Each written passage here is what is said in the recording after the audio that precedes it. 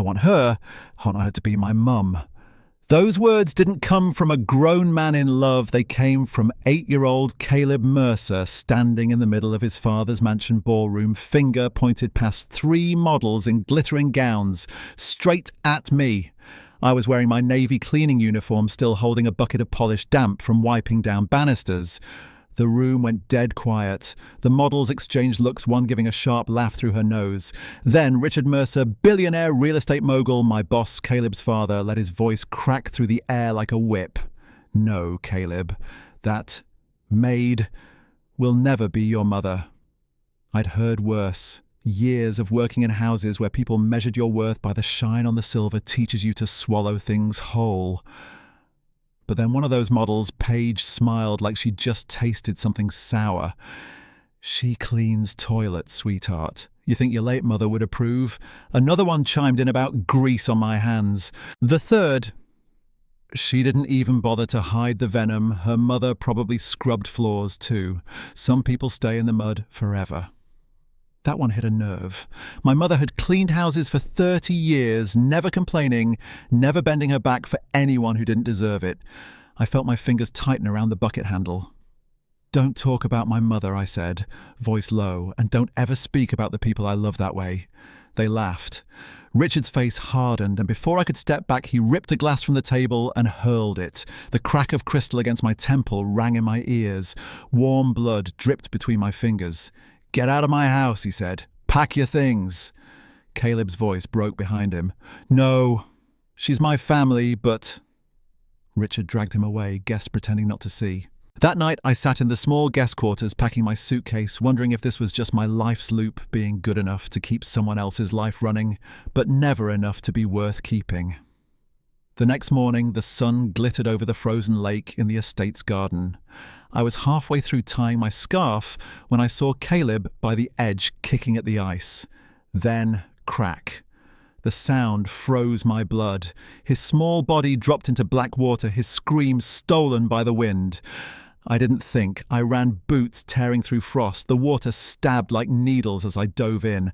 My hand found his wrist and I pulled with everything I had. The ice gave way wider, the water heavier than stone, but inch by inch I shoved him toward the bank.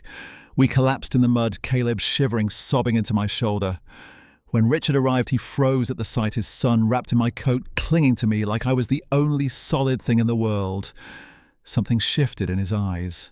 That night, instead of firing me, he sat across the kitchen table, coffee in hand, voice rough. Stay. Not as staff, then as Caleb's caregiver. Respect, protection, and I'll pay you what you deserve, not for the money I told him, for respect. And that means your son never hears words like last night, especially from you. He nodded like each word was a weight he had to lift. The next day, a security video of me pulling Caleb from the lake leaked. Social media called me a hero. Richard leaned into it, held a press conference, called me family. That didn't sit well with certain people. One of them was Vincent Crane, a board member who smelled opportunity and scandal. He started planting rumours, whispers that I was after Richard's fortune, that I'd been plotting from day one. Paparazzi showed up. A drone hovered over the property. Someone broke the east gate lock in the night. It felt like the air had teeth. Richard called in his old friend Roland, a cybersecurity expert with a mind like a trap.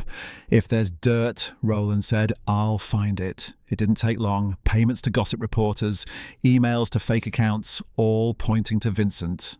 We decided to go on a fence. Eleanor, a former associate of Vincent's, tipped us to a warehouse by the docks, a nerve centre for his schemes. That night we went in quiet, looping cameras, slipping between shipping crates.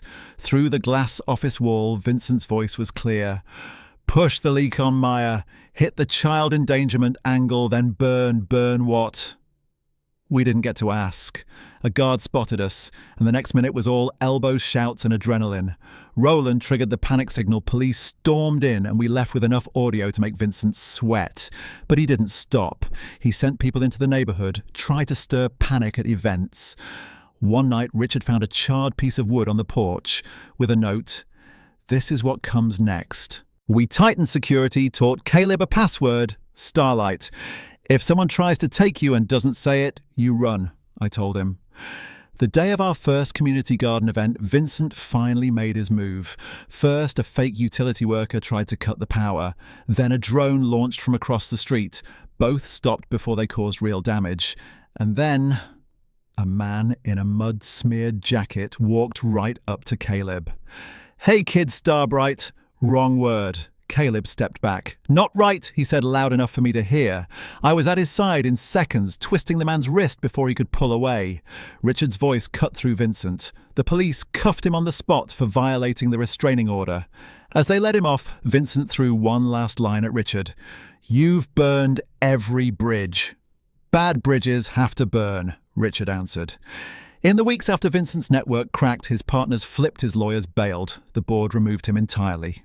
And for the first time in months, the house felt like a home again. One afternoon, Caleb planted a young rose in the garden. "I'm naming it Starlight," he said. Richard rested a hand on his shoulder. "Some roses bloom late, but when they do, they change the whole garden.